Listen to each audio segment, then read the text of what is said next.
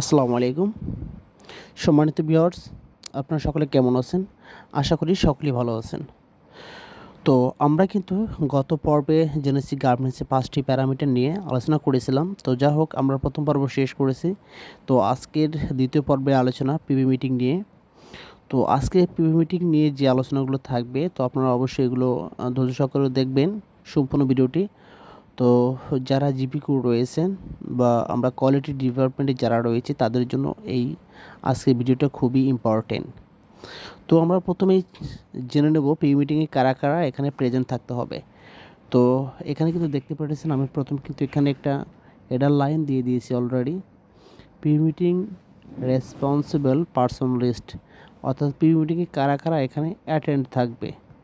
তো এখানে কিন্তু আমি লিখেছি অলরেডি ভায়ার রিপ্রেজেন্টেটিভ কিউসি নাম্বার 1, আর এখানে নাম্বার 2 থাকবে merchant, number 3 QA head factory, number 4 production head, number 5 sample section manager, number 6 আইই department, number 7 cutting manager, number 8 finishing manager, number 9 store officer. মূলত PV মিটিংয়ে responsible person ছাড়া কিন্তু PV meeting কখনোই start করা যাবে না। অবশ্যই এখানে এই উক্ত রেসপন্সিবল পারসনগুলোকে অ্যাটেন্ড থাকতে হবে। তো যাই হোক আমরা এখন চলে যাই major work of PV meeting. আমাদের পিভি মিটিংয়ে মেজর কী কী কাজ সেটা আমরা আলোচনা করতে যাচ্ছি। তো নাম্বার 1 আমাদের কিন্তু অবশ্যই নাম্বার 1-এ থাকবে PP sample evaluation with an approval sample. অর্থাৎ পিভি মিটিংয়ে অবশ্যই আমাদের যে স্যাম্পল থাকবে অ্যাপ্রুভাল স্যাম্পল নিয়ে কিন্তু আমাদেরকে প্রথমে এটা নিয়ে ডিসকাস করতে হবে সবার সাথে। এখানে রেসপন্সিবল পারসন যারা থাকবে অবশ্যই পিভি মিটিং সবার হাতে হাতে কিন্তু বসবে, অবশ্যই কিন্তু তারা দেখে নেবেন, দেন এটা নিয়ে আমরা এক্সপ্লেন করব। তো এবার নাম্বার 2 মেজারমেন্ট ইভ্যালুয়েশন, অবশ্যই আমরা মেজারমেন্ট ইভ্যালুয়েশন আলোচনা করব। Number 3 garments construction with approval sample, অর্থাৎ গার্মেন্টসের আমরা যে সাইজ শিট বানিয়েছি সেই স্যাম্পলের যে কনস্ট্রাকশন রয়েছে সেটা স্যাম্পলের সাথে ঠিক আছে কিনা আমাদেরকে জেনে নিতে হবে। Number 4 checking the washing effect as per requirement, অর্থাৎ আমাদের যে স্যাম্পল বা অ্যাপ্রুভাল কপি যেটা থাক আমরা যদি কোনো ওয়াশ করে থাকি গার্মেন্টস, যে ওয়াশের যে ইফেক্ট থাকবে সেই ইফেক্টটা আমাদের স্যাম্পলের মতো আছে কিনা বা অ্যাপ্রুভাল কপির মতো আছে কিনা এটা আমাদেরকে জেনে নিতে হবে। নাম্বার 5 প্যাটার্ন কারেকশন, অবশ্যই সাইজ শিটে যে গার্মেন্টসগুলো থাকবে অবশ্যই গার্মেন্টসগুলো আমাদের মেজারমেন্ট করে দেখতে হবে আমাদের প্যাটার্ন কারেকশন করা ঠিক হয়েছে কিনা। Number 6 given instruction to every department for their specific responsibility, অর্থাৎ আমাদের এখানে যে পার্সনগুলো এখানে অ্যাটেন্ড থাকবে রেসপন্সিবল পার্সনগুলো অবশ্যই যার যার মতামত এখানে পেশ করতে হবে।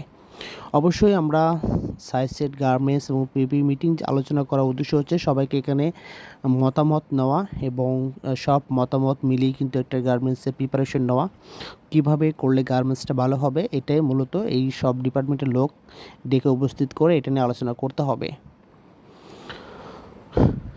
নাম্বার আমরা এবার চলে আসছি নেক্সট স্টেপে। এখানে আমাদের জানতে হবে PV meeting checklist approval industry PV meeting report making.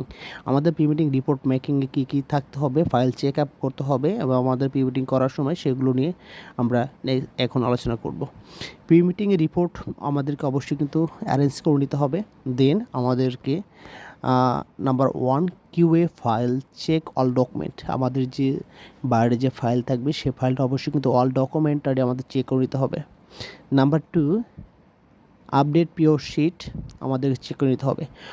আমাদের ফাইলে যে পিওর শিট থাকে আসলে ওটা প্রথমেই কিন্তু একটা ডেমো হিসেবে তৈরি করা হয়, দেন আমরা কিন্তু আপডেট পিভি বা আপডেট পিওর শিট কিন্তু পেয়ে থাকি, সেই জন্য অবশ্যই আমাদের বাইরের কাছ থেকে আপডেট পিওর শিট কালেক্ট করে নিতে হবে।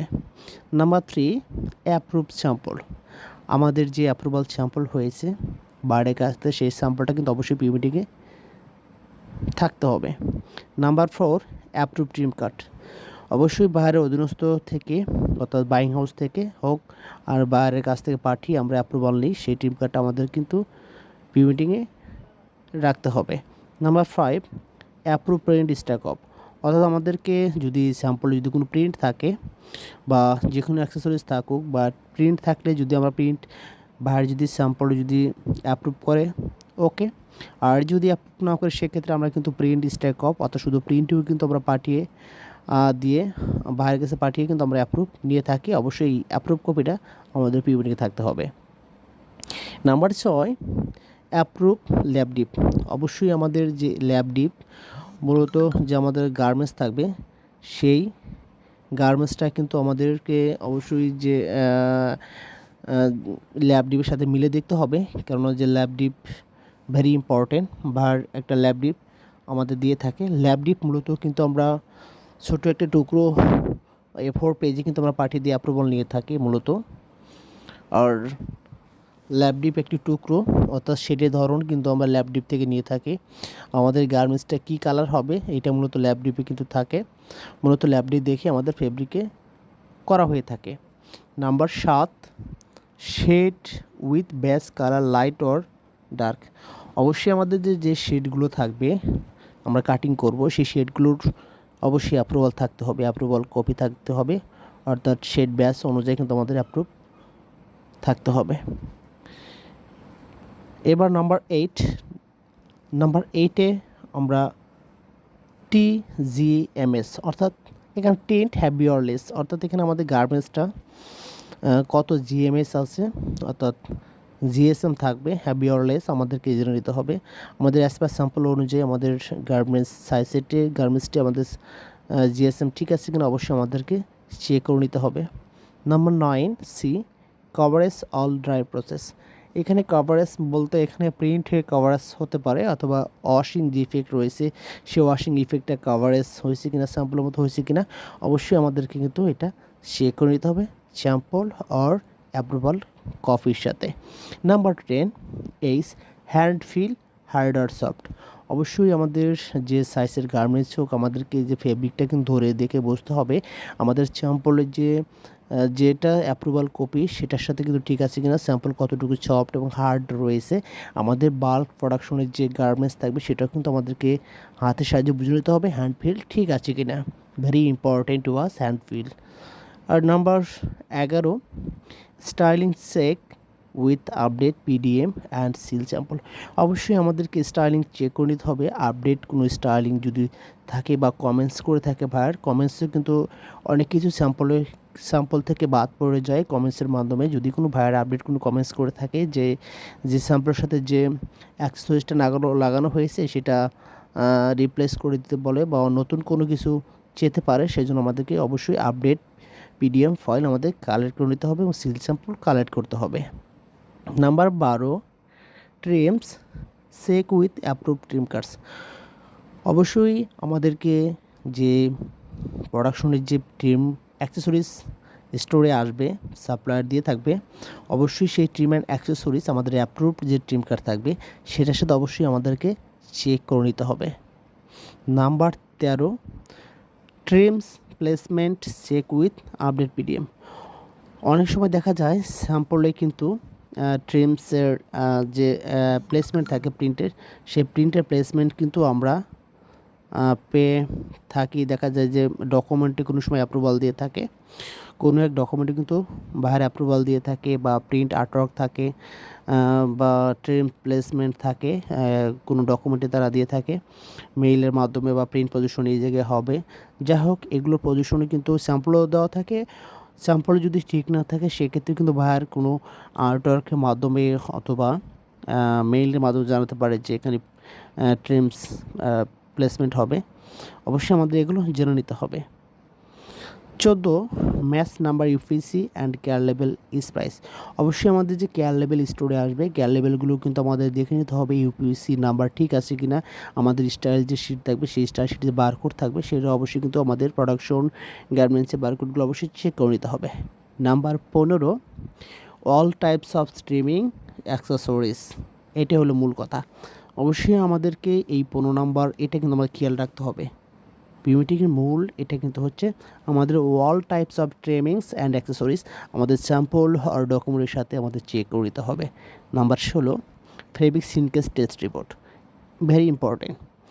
ল্যাব টেস্টের ইস্যুগুলো কিন্তু ভেরি ইম্পর্টেন্ট। আমাদের অবশ্যই কিন্তু ফেব্রিক কাটিং করার আগে ফেব্রিক সিনকেস টেস্ট রিপোর্ট এবং পিউমিটিং কিন্তু এগুলো সব কিছু দেখে নিতে হবে। ফেব্রিক আমাদের পাস আর ফেল আসছে কিনা অবশ্যই আমাদের দেখে তারপর কিন্তু মাল কাটিং করতে হবে। অবশ্যই এই ফেব্রিক সিনকেস টেস্ট রিপোর্ট আমাদের পিউমিটিংয়ে আলোচনা করতে হবে এবং জেনে নিতে হবে। Number 17 fabric test report and PI sheet from the supplier. অবশ্যই সাপ্লায়ার কাছ থেকে যে ফেব্রিক টেস্ট রিপোর্ট আমরা কিন্তু থার্ড পার্টির মাধ্যমে কিন্তু আমরা ল্যাব টেস্ট করে থাকি। অবশ্যই এই ল্যাব টেস্ট রিপোর্ট কিন্তু আমরা কালেক্ট করতে হবে, আদারওয়াইজ কিন্তু আমরা মাল কাটিং করতে পারবো না। Number 18 measurement within a tolerance limit. আমাদের যে মেজারমেন্ট বাইরে একটা স্পেক দিয়ে থাকে সেই স্পেক কিন্তু অবশ্যই একটা বাইরে একটা লিমিট বা টলারেন্স দিয়ে থাকে, সেই টলারেন্সের ভিতরে আমাদের থাকতে হবে। টলারেন্সের বাইরে গেলে যদি মেজারমেন্ট বাইরে যায় সাইজ সেটে গার্মেন্টস অবশ্যই আমাদের প্যাটার্নটা কিন্তু কারেকশন করতে হবে, অবশ্যই আমাদের প্যাটার্ন অ্যাডজাস্টিং করে নিতে হবে, আদারওয়াইজ কিন্তু আমরা মাল কাটিং করে কোনো সময় প্রোডাকশনে যেতে পারবো না। Number 19 check spec with update PDM. অবশ্যই আমাদের যে বাইরে যে মেজারমেন্ট স্পেক থাকবে অবশ্যই আমাদের কিন্তু চেক আপডেট কোনো পিপি কমেন্টস বা মেজারমেন্ট স্পেক যদি থাকে অবশ্যই আমাদের এটা কালেক্ট করে নিতে হবে। Number 20 check with before wash spec by cat. অবশ্যই আমাদের যে গার্মেন্টস সাইজের গার্মেন্টস করবো আমরা যদি পার্ট সাইজে 3 পিস করে আমরা গার্মেন্টস আমরা যদি মেকিং করি সাইজ সেটের জন্য রেডি করি, প্রত্যেক সাইজের কিন্তু আমাদের কিন্তু সাইজের বানাতে হবে, আদারওয়াইজ কিন্তু মেজারমেন্ট আমরা সঠিক নাও পেতে পারি। অবশ্যই আমাদের সাইজের গার্মেন্টসগুলো কিন্তু বিফোর ওয়াশ আমাদের একটা মেজারমেন্ট স্পেক কিন্তু মেজারমেন্ট করে রাখতে হবে। তারপর কিন্তু আমরা 21 নাম্বার কিন্তু ফলো আপ করবো। তারপর আমরা গার্মেন্টসটা ওয়াশ করবো, ওয়াশের পর আফটার ওয়াশের পরে যে মেজারমেন্ট ডিসক্রিপেন্সি হবে যদি কোনো মেজারমেন্ট প্লাস মানে যদি হয় সেক্ষেত্রে আমাদের অবশ্যই প্যাটার্ন কারেকশন করে নিতে হবে। 21 প্যাটার্ন চেক, প্যাটার্ন কিন্তু অবশ্যই আমাদের চেক করে নিতে হবে। দেন পিউমিটিং অ্যাটেন্ড চেক লিস্ট অ্যাটেন্ড ওয়াল পারসন সিগনেচার।